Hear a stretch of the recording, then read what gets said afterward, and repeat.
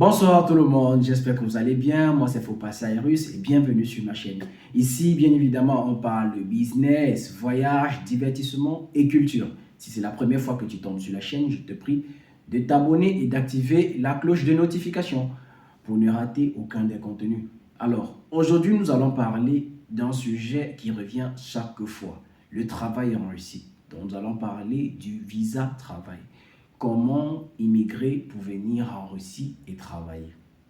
Alors, c'est une question qui revient chaque fois, et c'est la préoccupation de nombreuses personnes en Afrique surtout, qui voudraient venir en Russie et pouvoir travailler. Voilà.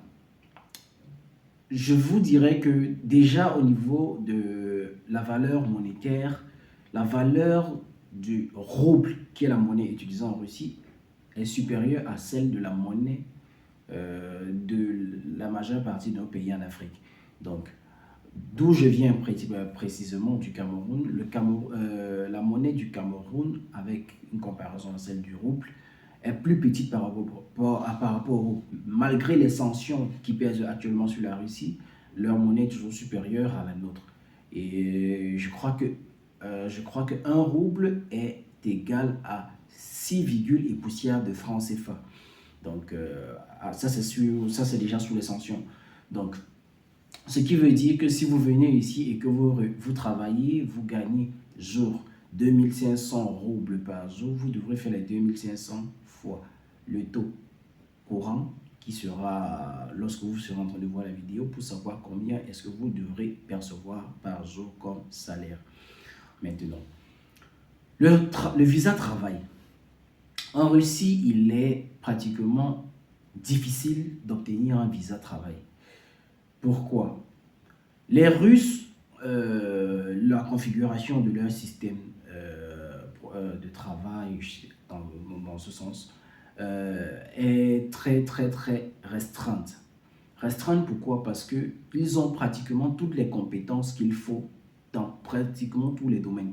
Donc, pour venir travailler en Russie, il faudrait vraiment être hautement qualifié et en plus que ce soit une structure, une compagnie qui existe ici, qui vous fournit l'invitation pour que vous partez vous présenter à l'ambassade. Mais cela existe rarement. Très souvent, quand ils le font, c'est toujours pour des personnes russes, pour des Russes qui se trouvent à l'étranger et qui voudraient revenir travailler en Russie. Oui. Mais pour des étrangers, c'est difficile. C'est difficile. Vraiment, il faudrait être très qualifié pour bénéficier du visa travail.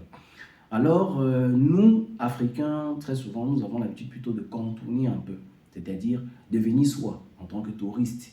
Bien évidemment, tu arriveras, mais à un certain moment, lorsque ton visa va expirer, tu deviendras sans papier. Et ça fera l'objet d'une autre vidéo pour quelle est la procédure pour pouvoir rentrer encore dans la légalité. Maintenant, il y a aussi un autre système, venir en tant qu'étudiant. Si tu n'as que le bac, tu as un certain âge, oui, ton dossier peut facilement traverser au niveau de l'ambassade et tu as ton visa. Quand plus l'âge augmente, je crois aussi que tu dois postuler en tant qu'étudiant, mais pour un niveau supérieur. Donc, quelqu'un de 35 ans ne va pas quand même venir dit qu'il va continuer ses études, il veut venir continuer ses études en Russie avec le niveau bac. Vous voyez, ça ne sonne pas bien. Du coup, chez eux, ils vont réfléchir absolument. Donc, plus l'âge est élevé, plus aussi, vous voyez, il faudrait que le niveau d'études, votre dernier diplôme avec lequel vous postulez pour venir étudier, soit aussi élevé, au moins licence ou un master. Donc, pour ce qui concerne le visa de travail, c'est pratiquement impossible. Il est très difficile. Il existe, mais il est très difficile. Maintenant, en Russie, une fois arrivé, quelles sont les activités que vous pourrez exercer? Il y en a plusieurs. Mais je voudrais vous dire aussi qu'en Russie, en ce qui concerne le travail, nous les étrangers, on a l'habitude de faire carrément le travail qu'on appelle... en fait, c'est ce qu'eux, ils ne font pas trop. En fait, beaucoup de Russes n'aiment pas faire ça. C'est-à-dire, c'est le genre un peu pénible. Voilà. Donc, déjà, les horaires de travail en Russie, c'est 12 heures. Donc, on commence à 8 heures par exemple, on finit à 20 heures. Si on commence à 9h, on finit à 21h. Et il y a aussi les gens qui travaillent dans la nuit, bien évidemment. Donc, il y a plusieurs styles d'activité. Il y a par exemple des personnes qui travaillent dans des entrepôts où on leur demande de piquer des colis. Vous avez une transpalette pour porter des colis. Vous avez une fiche, vous partez prendre un colis, vous le cochez, vous le posez et vous le dirigez, vous le mettez, en fait, vous l'orientez dans la zone où elle doit aller. C'est un peu ça. Donc, il y a le travail de piquer les colis et le prix, le salaire varie en fonction des compagnies, de la compagnie qui vous recrute. Donc, il y a les personnes qui touchent 2800 et les gens qui touchent 3500. Cela va varier en fonction des villes où vous vous trouvez, bien évidemment aussi, parce que je vais dire la hauteur du salaire que vous devrez toucher par jour varie aussi en fonction des régions. Il y a des régions où vraiment il n'y a pas trop d'activité là-bas, où vraiment, quand vous voyez 2000 roubles par jour, il faut courir, il faut bondir sur une opportunité parce qu'en fait, ces villes ne sont pas trop industrialisées, ou à défaut, bref, l'activité économique dans certaines villes ne sont pas assez importantes et dans certaines autres, elles sont plus importantes. Donc, du coup, vous, en venant en Russie, c'est important de savoir dans quelle ville vous allez, comment sont les activités là-bas. C'est une petite anecdote. Moi, lorsque je suis arrivé en Russie, j'ai fait 3 mois sans travailler. Mes frères camerounais autour de moi me disaient il faut d'abord absolument parler la langue. Mais en effet, ce n'était pas ça. Parce que, figurez-vous, il y a un jour où un des Camerounais a changé de ville et son poste était libre dans la structure. Les gars m'ont appelé immédiatement. Gars, viens rapidement, tu vas travailler aujourd'hui. J'ai dit, je ne sais pas parler la langue. On m'a dit, on s'en fout, tu vas travailler aujourd'hui. Et je suis allé, je me suis rendu compte que je n'avais pas besoin de travailler la langue. Donc, du coup, tout ce qu'ils avaient dit, c'était faux. Donc, lorsque vous viendrez en Russie, on va vous dire des choses. Tenez compte de ces choses, mais ne vous figez pas aussi sur ces conseils-là. Essayez d'explorer vous-même vos propres voies. Donc, je vous disais tantôt qu'il y a le travail de piqueur. Donc, travailler dans les entrepôts et déplacer des colis, transporter des colis, faire ceci. Ensuite, vous pouvez enseigner les langues étrangères, surtout l'anglais, dans des crèches, des écoles, voilà. C'est possible pour ceux qui sont bilingues, qui parlent français, anglais, vous pourrez venir ici et proposer vos services dans ce sens-là. On paye en fonction de l'heure et aussi le salaire varie en fonction de la ville où vous vous trouvez. La Russie, c'est une fédération, donc du coup, chaque ville a une certaine importance en fonction de son rendu économique, son apport pour, pour bâtir la Russie, etc. etc. Donc, c'est un peu ça. Surtout en été, il y a la coiffure pour surtout les femmes. Surtout ça, et là, c'est surtout dans les zones du sud où nous sommes actuellement. Donc, en été, très souvent, l'activité de coiffeuse donne beaucoup d'argent, surtout pour les femmes. Bon, c'est une activité que je... Mais certains hommes qui peuvent vous coiffer, oui, vous pourrez coiffer.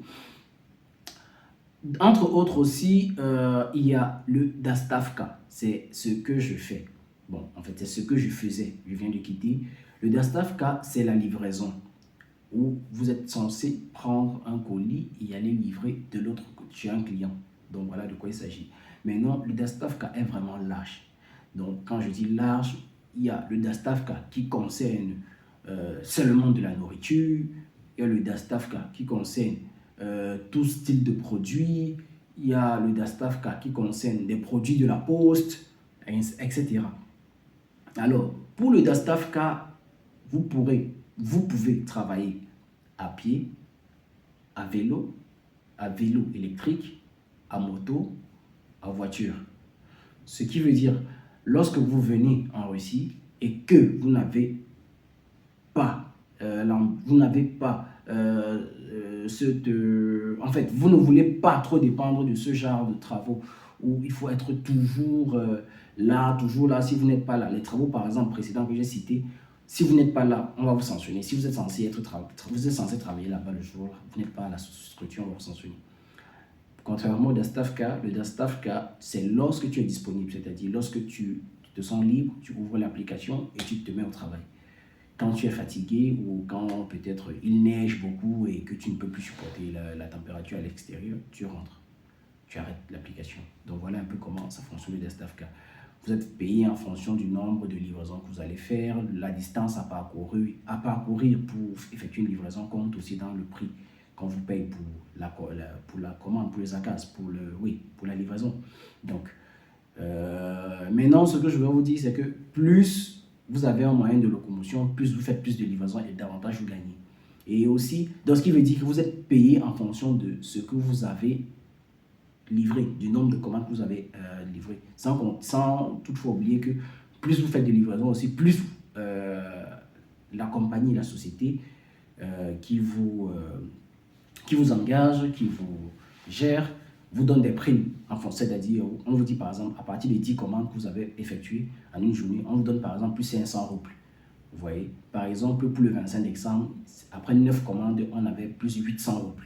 Donc, ça c'est un exemple, c'est juste. Donc, ceux qui viennent en Russie, il y a le travail de Dastafka. Ensuite, il y a le travail de taxi, faire le taxi. Oui, en Russie, il est possible pour un étranger de faire le taxi. Certes, la loi ne l'autorise pas, mais il y a des méthodes de contournement. Maintenant, vous ne pourrez pas faire le taxi si vous n'avez pas votre propre véhicule.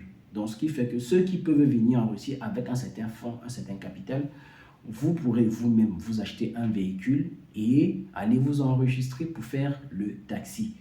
Vous pourrez demander éventuellement les conseils des aînés ou ceux qui s'y connaissent un peu le mieux pour qu'ils puissent vous orienter et vous dire comment ou vers qui vous tourner pour avoir la bonne information, pour savoir quoi faire. Donc, je propose aussi aux gens qui veulent venir, si c'est possible, venir avec un certain fonds.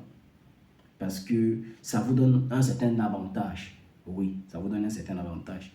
Venir avec un capital en Russie et investir, c'est bon. Certes, il y a des contraintes. Je vous explique. Pour ouvrir un business, la loi autorise en Russie que pour un certain nombre de mois, que le directeur général de la structure que vous ouvrez soit un Russe. D'abord, pour un début. C'est pendant, je crois, 6 mois ou 1 an. Donc, prime abord, quand vous voulez ouvrir une structure, c'est d'abord un Russe qui sera le directeur général. Ensuite, quand vous allez prendre aussi officiellement les commandes, sachez qu'un étranger ne paye pas les mêmes impôts qu'un Russe. L'étranger paye un peu plus. C'est la raison pour laquelle, toujours dans les méthodes de contournement, il faudra soit vous associer avec un Russe qui sera devant, qui va mettre son nom devant, mais c'est vous qui êtes derrière pour éviter de payer beaucoup d'impôts. Sinon, quand vous venez, ça marche. Les mécaniciens, il y a besoin de la main-d'œuvre ici en Russie. Mais ne venez pas seulement comme ça, là. Quand vous venez, je vous en prie, venez avec un certain minimum. C'est ce que je conseille aussi, toujours pour avoir au moins votre... en fait, pour pouvoir vous acheter quelque chose, peut-être un véhicule, une moto, pour faire par exemple des livraisons, quelque chose qui va vous rapporter de l'argent. Ne comptez pas seulement sur l'activité pour un début. Donc, si vous partez pour travailler dans un garage, on recrute, il y a des gens qui recrutent. Quand vous voulez travailler dans un garage, oui, on va vous prendre. Mais ne comptez pas que sur ça. Donc, il va falloir avoir une activité aussi secondaire qui va vous permettre d'épargner pour plus tard ouvrir votre propre structure. Vous gagnerez plus à ouvrir votre propre structure. Donc, dans le domaine du travail, je conseille le plus souvent aux gens de venir et d'essayer de développer un système où ils seront patrons d'eux-mêmes. Entre autres, je conseille encore et beaucoup de nos frères de venir et surtout d'explorer d'autres portes par eux-mêmes. Ne vous limitez pas à ce que vous allez venir trouver. On va vous dire, voici le travail qu'on a l'habitude de faire, viens, on fait. Oui, allez faire, parce que c'est le début et vous avez besoin aussi de prendre certaines bases, de savoir comment les choses fonctionnent, de prendre un certain rythme, de prendre la température. Posez beaucoup de questions, regardez beaucoup de choses, c'est-à-dire posez-vous beaucoup de questions et tracez-vous votre propre voie. le noir n'est pas le chiffon pour venir toujours faire les dernières tâches. Non. Le noir n'est pas un chiffon pour venir faire toujours les dernières tâches. Ce qui revient à dire que vous devrez venir regarder dans le domaine que vous aurez toujours voulu faire, exercer et exercer. Par exemple, moi, je voudrais aussi, en parallèle, comme je fais dans le taxi aussi maintenant, je veux aussi faire, par exemple, dans la mode, être un modèle. Il y a beaucoup de personnes qui m'ont... il y a déjà 2 personnes qui m'ont interpellé à savoir si je peux représenter, faire des photos comme mannequin, et voilà, et voilà, et voilà. J'ai dit, je vais réfléchir, je vais les revenir. J'en ai parlé à certains amis russes et certains m'ont donné leur avis. Oui, femme comme homme, vous pourrez venir en Russie et travailler en tant que modèle. Que ce soit pour des shootings photos, que ce soit pour des défilés de mode, que ce soit pour des... ils ont souvent des événements qu'ils organisent, un peu comme des tournées. Vous allez dans certaines villes, parfois c'est pour représenter des marques, des vêtements, etc. Vous pouvez venir en Russie et travailler comme modèle. Voilà. Donc, en gros, en Russie, oui, il est capable, il est possible de venir en tant qu'étudiant et de travailler. Maintenant, vous allez me dire comment est-ce qu'on vient en tant qu'étudiant, on travaille. Vous venez en tant qu'étudiant, vous vous inscrivez à l'école. Maintenant, puisque vous n'avez pas vraiment besoin de l'école, vous allez tricher. C'est-à-dire, il y a des jours où vous allez venir, il y a des jours où vous ne venez pas. C'est un peu ça. Parce que l'école ici, tant que vous payez, vous êtes en paix avec eux. Ils sont en paix avec vous. Donc, mais aussi, ne donnez pas simplement l'impression que vous êtes venu seulement pour l'argent. C'est la raison pour laquelle il faut faire toujours des petits tours à l'école quand vous pouvez. Pour quand vous voyez, on sent que bon, ok, voilà, il est là. Mais sinon, c'est la meilleure option. Surtout que vous restez toujours dans une position de légalité. S'il y a un problème, par exemple, au pays, vous pourrez facilement acheter votre billet de voyage, préciser à l'école que vous avez telle situation au pays et que vous voulez voyager. Vous allez vous déplacer, aller au pays et revenir. Oui. Donc, c'est pourquoi je ne conseille pas trop aux gens de venir en tant que touriste, mais plutôt comme étudiant. C'est la raison pour laquelle dans la procédure, quand les gens m'interpellent pour immigrer en Russie, je leur conseille, c'est mieux de venir en tant qu'étudiant. Tu t'inscris dans une école, tu es un étudiant, donc du coup, tu es sur le plan, ta présence en Russie est légale, tu peux te balader dans la rue, en fait, tu n'as aucun problème, tu peux faire toutes choses comme tout le monde, parce que tous tes documents sont à jour. Donc voilà en fait voilà donc comment ça se passe ici en Russie en tant que quand on parle de travail. J'espère que je n'ai pas oublié d'autres volets, mais si vous avez d'autres questions, je vous prie, ne manquez pas de les soumettre en commentaire. Je prendrai plaisir et beaucoup de soin de vous répondre à vos questions. Et si vous avez aussi besoin d'aide pour pouvoir immigrer en Russie, bien sûr, nous sommes disponibles pour vous accompagner dans votre procédé pour immigrer en Russie. Alors, sur ce, je vais vous souhaiter d'excellentes fêtes de Noël, une belle préparation de fêtes de fin d'année et surtout, portez-vous bien. Bye!